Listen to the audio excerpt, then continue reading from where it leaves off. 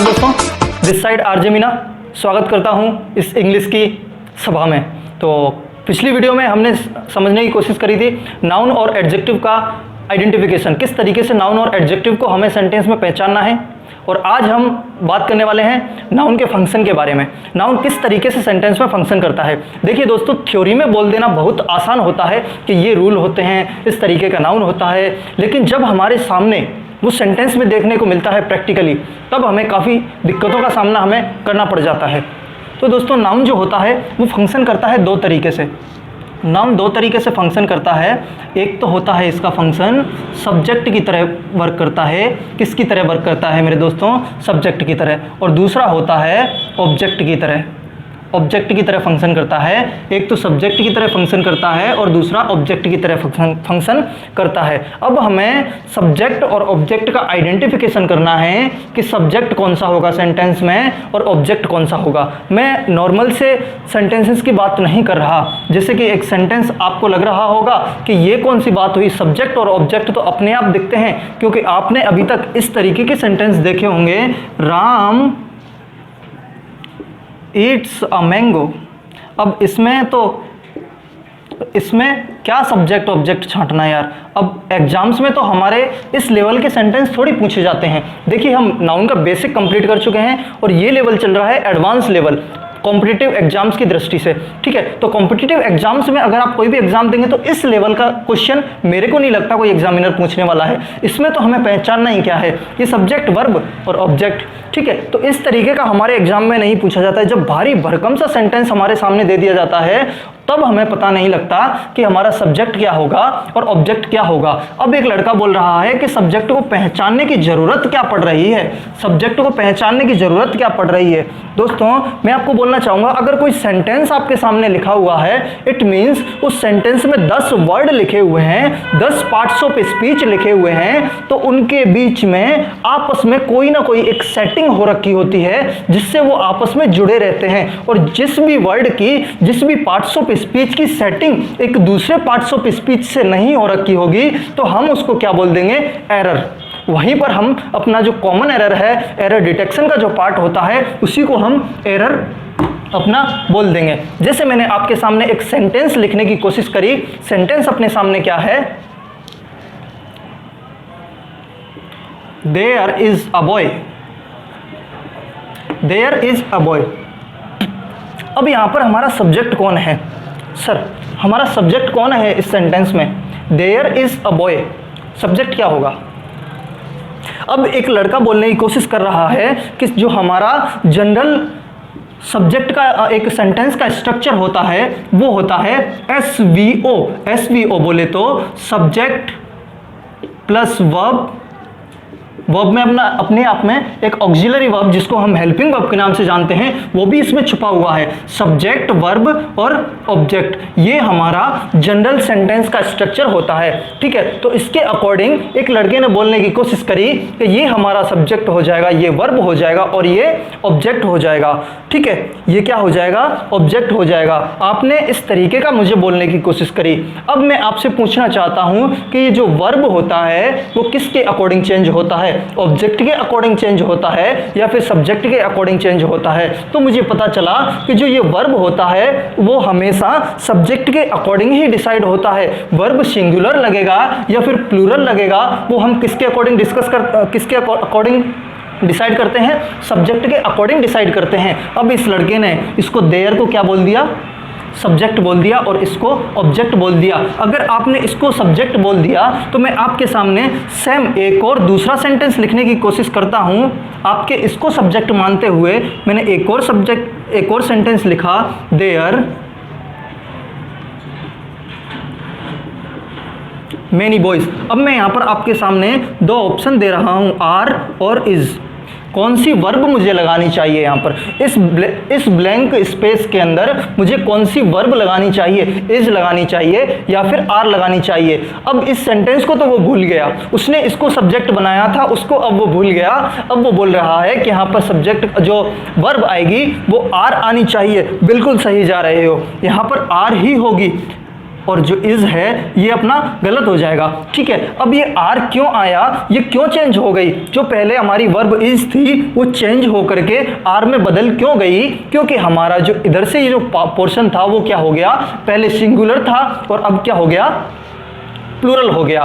Plural होने की वजह से हमारी वर्ब चेंज हो गई। लेकिन ये स्ट्रक्चर क्या बोलता है कि सब्जेक्ट के अकॉर्डिंग वर्ब चेंज होनी चाहिए। अगर इसके अकॉर्डिंग ये वर्ब चेंज हो गई तो ये हमारा क्या हुआ, सब्जेक्ट हुआ, क्योंकि हमारी वर्ब इसके अकॉर्डिंग इसके अकॉर्डिंग थोड़ी ना चेंज हो रही है, हमारी जो ये वर्ब चेंज हो रही है इसके अकॉर्डिंग चेंज हो रही है। अब जिसके अकॉर्डिंग वर्ब चेंज होगी वो तो सब्जेक्ट होता है। अब इसके अकॉर्डिंग आप वर्ब चेंज कर रहे हो तो ये सब्जेक्ट हो जाएगा, और ये अपने आप में एक एडवर्ब ऑफ प्लेस है। वहां पर कई सारे लड़के हैं, वहां पर बहुत लड़के हैं, वहां पर एक लड़का है, ये एडवर्ब ऑफ प्लेस को डिनोट करता है, ये प्लेस को डिसाइड करता है। ठीक है, इसको हम एडवर्ब में जब अपन जो पढ़ेंगे, अपना टॉपिक सामने आएगा, तब हम उसको डिस्कस करने की कोशिश करेंगे। अब आपको हल्का सा फील हुआ होगा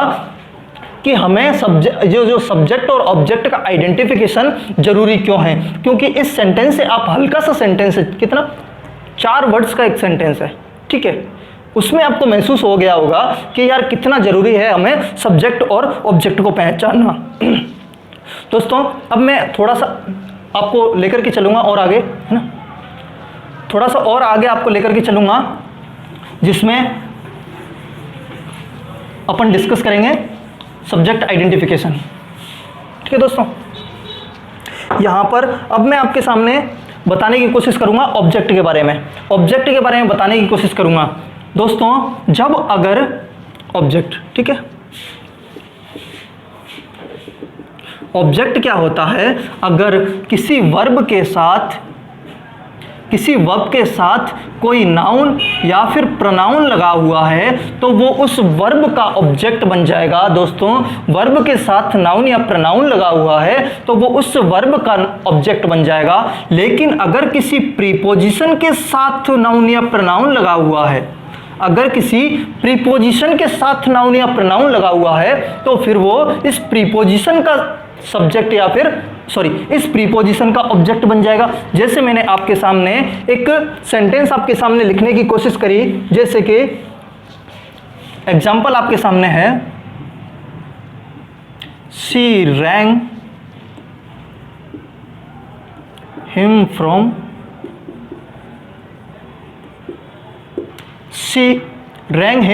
फ्रॉम द होटल। ठीक है, अब मैं इस सेंटेंस का थोड़ा सा पोस्टमार्टम आपके सामने करने की कोशिश करूंगा। अब से हम हर सेंटेंस का पोस्टमार्टम करते हुए चलेंगे। ठीक है, अब इस सेंटेंस में पोस्टमार्टम करेंगे, कौन सब्जेक्ट है कौन ऑब्जेक्ट है। दोस्तों अब मैं आपसे जानने की कोशिश करूंगा इसमें कितने नाउन या फिर प्रोनाउन हैं। अब सबसे पहले तो मुझे बताइए इसके अंदर आपको नाउन कितने देखने को मिल रहे हैं। अगर मैं नाउन ढूंढने चला, जब मैं ढूंढने को नाउन चला तो मुझे समझ आया, अब नाउन की मैं एक आपको वो बता दूं, एक आइडेंटिटी कि नाउन कहाँ होगा, नाउन कहाँ होगा। नाउन अगर आपको कहीं आर्टिकल देखने को मिल रहा है, अगर आपको कहीं आर्टिकल देखने को मिल रहा है, इट मीन्स उसके आसपास कहीं ना कहीं नाउन होगा, क्योंकि आर्टिकल नाउन के लिए ही आता है। अगर नाउन है इट मीन्स आर्टिकल होगा। अब यहाँ पर मुझे आर्टिकल क्या दिखा, द आर्टिकल दिखा, इट मीन्स इसके आसपास इसके आगे नाउन होगा, और मुझे होटल दिख गया। ये कौन सा नाउन है, कॉमन नाउन, क्योंकि होटल का नाम नहीं पता, मुझे इसकी आइडेंटिटी नहीं पता। अगर मैं बोल दूं द थीम होटल तो फिर वो प्रॉपर नाउन हो जाएगा मेरे दोस्तों। अब ये होटल क्या है, कॉमन नाउन है। अब मुझे एक नाउन यहां पर देखने को मिला, ठीक है, और मुझे देखने को मिल रहा है सी प्रोनाउन, सी प्रोनाउन मुझे यहाँ पर देखने को मिला। ठीक है, अब मैंने जैसे ही जाने की कोशिश करी इसकी बेसिस पर कि वर्ब के साथ नाउन या प्रोनाउन लगेगा वो क्या होगा, वर्ब का ऑब्जेक्ट होगा, और जो प्रीपोजिशन के साथ नाउन या प्रोनाउन लगेगा वो प्रीपोजिशन का नाउन ऑब्जेक्ट होगा। ठीक है, एक ही नाउन या प्रोनाउन वर्ब और प्रीपोजिशन दोनों का नहीं हो सकता। इसीलिए तो मैं आपको बोलना चाह रहा हूं कि ये जो होटल लिखा हुआ है द होटल, ये इससे पहले क्या लगा हुआ है, एक प्रीपोजिशन लगा हुआ है और ये जो नाउन है वो किसका ऑब्जेक्ट बन गया, इस प्रीपोजिशन का ऑब्जेक्ट बन गया। इट मीन्स ये द होटल तो अपना सब्जेक्ट कतई नहीं हो सकता। अब ये द होटल अपना सब्जेक्ट नहीं हो सकता। अब मैं आपको एक और सेंटेंस इधर लिख देता हूँ, नोट करके इसको थोड़ा सा नोट डाल करके आपने इसको अपनी नोटबुक में नोट डाउन कर लेना है कि ऑब्जेक्ट चाहे वो सब्जेक्ट, चाहे वो वर्ब का हो चाहे प्रीपोजिशन का हो, object can not be a subject. Object कभी भी सब्जेक्ट नहीं बन सकता। जो एक बार ऑब्जेक्ट बन गया वो कभी भी सब्जेक्ट नहीं बनेगा, चाहे वो वर्ब का ऑब्जेक्ट बन जाए या फिर प्रीपोजिशन का ऑब्जेक्ट बन जाए। यहां पर मेरा जो द होटल था वो प्रीपोजिशन का ऑब्जेक्ट बन गया। अब प्रीपोजिशन का ऑब्जेक्ट बनने की वजह से इसकी जो चांसेस थे किसके सब्जेक्ट बनने के वो 0 हो चुके हैं। अब मेरे पास एक और सी प्रोनाउन लगा हुआ है तो इसको तो अब बनना ही है। क्या बनना है, इसको सब्जेक्ट बनना ही है। और हाँ, इधर एक और प्रोनाउन लगा हुआ है। अब ये प्रोनाउन तो लगा हुआ है लेकिन इससे पहले एक वर्ब लगी हुई है तो इस वर्ब का ऑब्जेक्ट बन गया और इसको फिर क्या बनना पड़ेगा, अपने आप में सब्जेक्ट बनना पड़ेगा।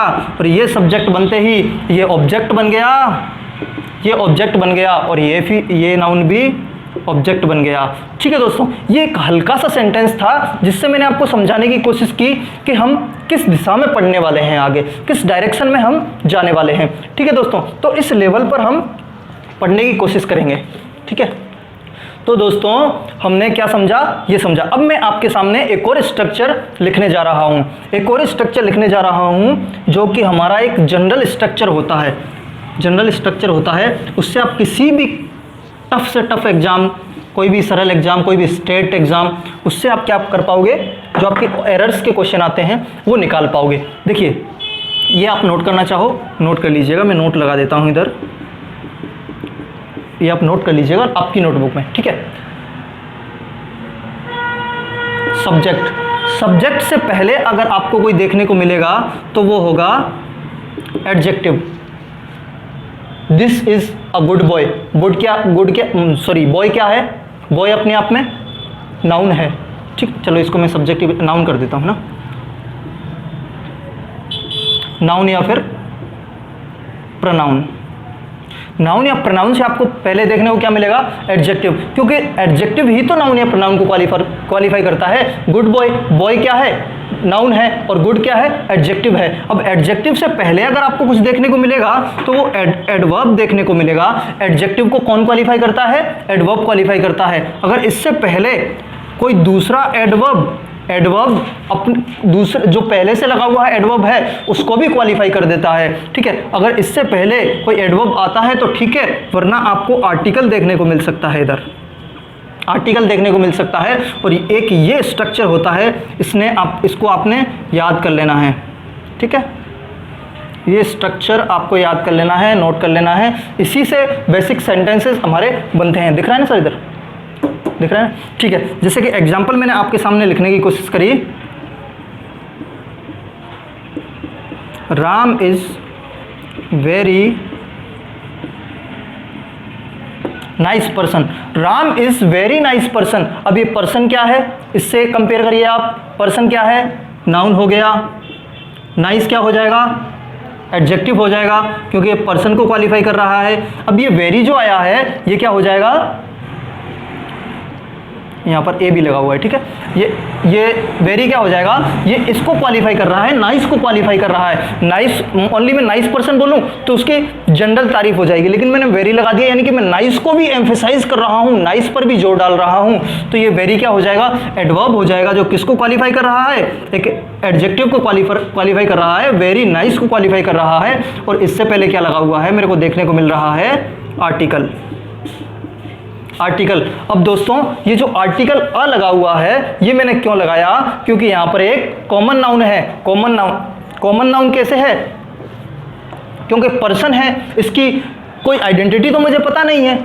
इसकी जब तक मुझे आइडेंटिटी, प्रॉपर आइडेंटिटी नहीं पता होगी तो ये कॉमन नाउन होगा, और कॉमन नाउन के साथ में हमें आर्टिकल लगाना होता है। अब ये लड़का बोल रहा है कि इतना दूर कैसे लगाया आर्टिकल को।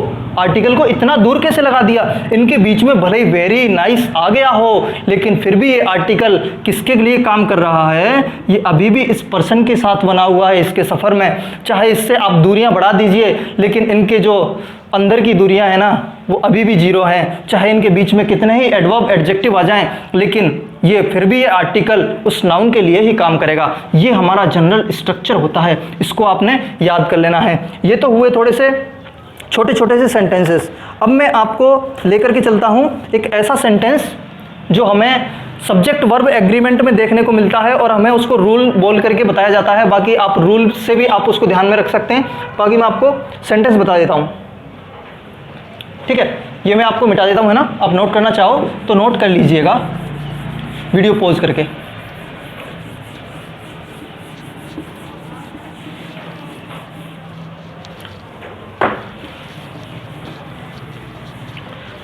देखिए सेंटेंस है, द पॉलिटिशियन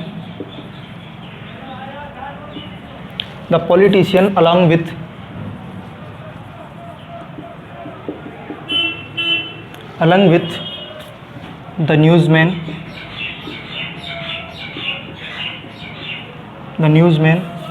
is expected।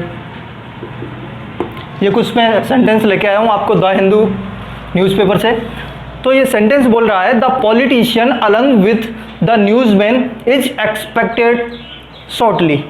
अब इस सेंटेंस का थोड़ा सा पोस्टमार्टम हम करने की कोशिश करेंगे, तो हमें इसमें सब्जेक्ट और ऑब्जेक्ट को पहचानना है, ठीक है? अब मैं सबसे पहले तो ये देखने की कोशिश करूंगा कि मुझे नाउन या प्रोनाउन कितने देखने को मिल रहे हैं। सर कितने नाउन है इसके अंदर?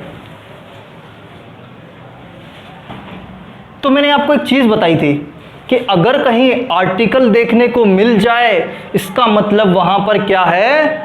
वहां पर कोई ना कोई एक नाउन छुपा हुआ है। अगर आर्टिकल लगा हुआ है तो वहां पर नाउन छुपा हुआ है। द आर्टिकल मुझे देखने को मिल गया। अब इसके बाद में ये जो पॉलिटिशियन है वे ये क्या है? ये अपने आप में एक नाउन है। फिर से मुझे एक आर्टिकल देखने को मिला, तो ये जो न्यूज़मैन है ये अपने आप में फिर से एक नाउन है, ठीक है दोस्तों? अब मुझे देखना है कि सब्जेक्ट और वो क्या होगा, सब्जेक्ट और ऑब्जेक्ट क्या बनेगा। अब जैसे कि ये जो मैं आपसे पूछना चाह रहा हूँ, ये जो इज लगा हुआ है इसका सब्जेक्ट कौन है? इज जो लगा हुआ है इसका सब्जेक्ट कौन है? ये पॉलिटिशियन और न्यूज़मैन दोनों सब्जेक्ट हैं, या फिर ओनली न्यूज़मैन सब्जेक्ट है, या फिर ओनली पॉलिटिशियन सब्जेक्ट है इसका? तो इसके लिए हम समझने की कोशिश करेंगे। मैंने आपको चीज़ बताई थी, क्या बताया था कि वर्ब के बाद लगा हुआ नाउन वर्ब का ऑब्जेक्ट बन जाता है, और प्रीपोजिशन के बाद लगा हुआ नाउन प्रीपोजिशन का ऑब्जेक्ट बन जाता है। और ये चीज़ मेरे दिमाग में क्लिक करते ही ये अलंग विद अपने आप में क्या है? पूरा एक प्रीपोजिशन है। अब ये प्रीपोजिशन है तो इसके आगे वाला जो ये नाउन है वो क्या हो जाएगा? इसका ये जो सब्जेक्ट बन नहीं सकता, क्योंकि ये इसका ऑब्जेक्ट बन गया मेरे दोस्तों। ये जो द न्यूज़पेपर द न्यूज़मैन था ये सब्जेक्ट नहीं बन सकता। क्यों नहीं बन सकता? क्योंकि अलंग विद अपने आप में एक प्रीपोजिशन है। अब ये प्रीपोजिशन है तो इसके बाद आने वाला नाउन इस प्रीपोजिशन का ऑब्जेक्ट बन गया। ऑब्जेक्ट बन गया तो मैंने क्या बोला था कि object can not be a subject. Object subject नहीं बन सकता। तो अब मेरे पास ओनली एक ही नाउन बचा हुआ है, और बेचारा यही नाउन इस वर्ब को डिसाइड करेगा, ठीक है? तो इसीलिए यहाँ पर सिंगुलर वर्ब का यूज़ किया गया है, क्योंकि सिंगुलर सब्जेक्ट यहां पर मेरा लगा हुआ है। और एक्सपेक्टेड क्या है? वर्ब की थर्ड फॉर्म में, सेंटेंस पैसिव में है। इसकी बात में चर्चा इसको बढ़ाने की कोशिश करूंगा। शॉर्टली एडवर्ब ऑफ मैनर है, ठीक है? एडवर्ब ऑफ टाइम है, सॉरी, ठीक है? तो आप इसको थोड़ा सा इस तरीके से ध्यान रख सकते हैं। एक और सेंटेंस मैं आपके लिए लेकर के आया हूं, उसको भी मैं आपके सामने पेश करने की कोशिश करूंगा। और इस सेंटेंस का आंसर आप मेरे को बता देंगे ना, तो यार मेरे को बहुत अच्छा जो है लगने वाला है, ठीक है? ठीक है, ये सेंटेंस आपके सामने लिखा हुआ है। अब यहाँ पर पता करना है कि आपको सबसे पहले तो वर्ब कितनी दिख रही है, बताइए। चलो मैं आपसे पूछ लेता हूँ, ये जो है वर्ब लिखा हुआ है इसका सब्जेक्ट कहाँ है? इस वर्ब का सब्जेक्ट कहाँ है इस पूरे सेंटेंस में? अच्छा, हमारी तो एक आदत पड़ी हुई है, क्या? सेंटेंस देखते ही उसके स्टार्टिंग में पहुँच जाओ सब्जेक्ट ढूंढने। स्टार्टिंग में पहुँच जाओ सब्जेक्ट ढूंढने, ठीक है? पहुँच जाओ। ऑफ से स्टार्टिंग हो रही है। ऑफ अपने आप में एक प्रीपोजिशन है, प्रीपोजिशन सब्जेक्ट बन सकता है क्या? नहीं बन सकता। ठीक है, तो ये तो आपके पास जो ऑप्शन था स्टार्टिंग में भागने की, वो तो ऑप्शन खत्म हो गया। ठीक है, क्योंकि वहाँ तो क्या कौन बैठा हुआ है? प्रीपोजिशन बैठा हुआ है। अब मैं सबसे पहले क्या करूँगा, जो मेरे को टेक्निक्स पता है, जो मेरे को बताई गई हैं, उनका यूज़ करूँगा। सबसे पहले तो मैं नाउन का पता करूँगा, नाउन कितने हैं। ठीक है, नाउन कितने हैं, या फिर हमें डायरेक्ट सब्जेक्ट ही पता करना है तो ऐसा करते हैं, वही वाला रूल लगा देते हैं। कौन सा वाला? प्रीपोजिशन के बाद वाला नाउन क्या हो जाएगा? प्रीपोजिशन के बाद वाला नाउन क्या हो जाएगा? प्रीपोजिशन का ऑब्जेक्ट, तो वो सब्जेक्ट नहीं बन पाएगा। ऑफ लगा हुआ है तो ऑफ के बाद में ऑल द टेक्निक्स, ये क्या हो जाएगा? ये सब्जेक्ट नहीं बन सकता। क्यों? क्योंकि ये किसी का ऑब्जेक्ट बना हुआ है। किसका ऑब्जेक्ट बना हुआ है मेरे दोस्तों? इस ऑफ का ऑब्जेक्ट बना हुआ है। इसके बेचारे के पास सब्जेक्ट बनने के चांसेस जो थे वो खत्म हो गए हैं। अब ये इनके बाद में फिर से मुझे क्या देखने को मिला? अब ये लड़का नाउन ढूंढने की कोशिश कर रहा है। यहाँ पर दा लगा हुआ था तो टेक्निक्स क्या हो गया? अपने आप में नाउन हो गया, क्योंकि आर्टिकल लगा हुआ है, आर्टिकल के आसपास कहीं ना कहीं नाउन छुपा होता है। ठीक है, दा लगा हुआ है, फिर से ये नाउन हो गया। अब ये नाउन हो गया तो ये नाउन तो इन मेरे को प्रीपोजिशन देखने को मिल गया तो ये इसका ऑब्जेक्ट बन गया। बेचारा ये भी सब्जेक्ट नहीं बन सकता। अब ये भी सब्जेक्ट नहीं बन सकता। द मैनेजमेंट वर्ल्ड, वो यहाँ तक है ना, मैनेजमेंट वर्ल्ड, ये इनका ऑब्जेक्ट जो है द मैनेजमेंट वर्ल्ड यहाँ तक है। अब ये नन यहाँ पर बीच में है, तो देखते हैं क्या होता है आगे। अच्छा, ये फ्रॉम के बाद में मुझे पता है द आर्टिकल आ गया। यहाँ पर भी इसके बाद में कोई ना कोई नाउन का कॉन्सेप्ट होगा, तो द के बाद में जितना भी ये फ्रॉम है, फ्रॉम के बाद में जितना भी मैटर होगा वो यहाँ पर क्या है? सब्जेक्ट नहीं बन सकता, क्योंकि द पॉइंट जो है फ्रॉम का ऑब्जेक्ट बना हुआ है। फिर से मुझे ऑफ देखने को मिला। अब ऑफ के बाद में व्यू, ये क्या है? अपने आप में एक नाउन है। कौन सा नाउन है? एब्स्ट्रैक्ट नाउन है, तो ये इसका ऑब्जेक्ट बना हुआ है। बेचारा ये भी सब्जेक्ट नहीं बन सकता। फिर से मुझे ऑफ देखने को मिला।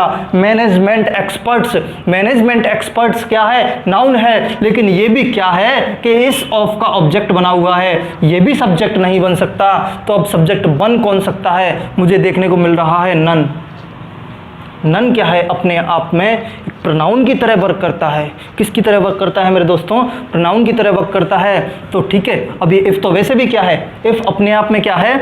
एक वो है इफ़ एनी, कंजंक्शन की तरह वर्क करता है। इफ़ एनी कंडीशनल कंजंक्शन है। ठीक है, तो अब ये नन क्या हो जाएगा? नन की तरफ से ही यहाँ पर जो है वर्ब बन जाएगी और यही हमारा सब्जेक्ट बन जाएगा। अब नन क्या है? नन अपने आप में एक सिंगुलर सब्जेक्ट की तरह, सिंगुलर प्रोनाउन की तरह यूज़ होता है, सिंगुलर सब्जेक्ट की तरह इसको हम यूज़ किया करते हैं। तो यहाँ पर जो है हैव लगा हुआ है, ये क्या हो जाएगा?